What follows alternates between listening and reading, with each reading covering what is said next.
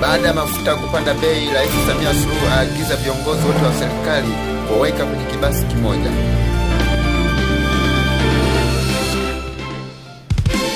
Tunaanza kupunguza matumizi ya mafuta.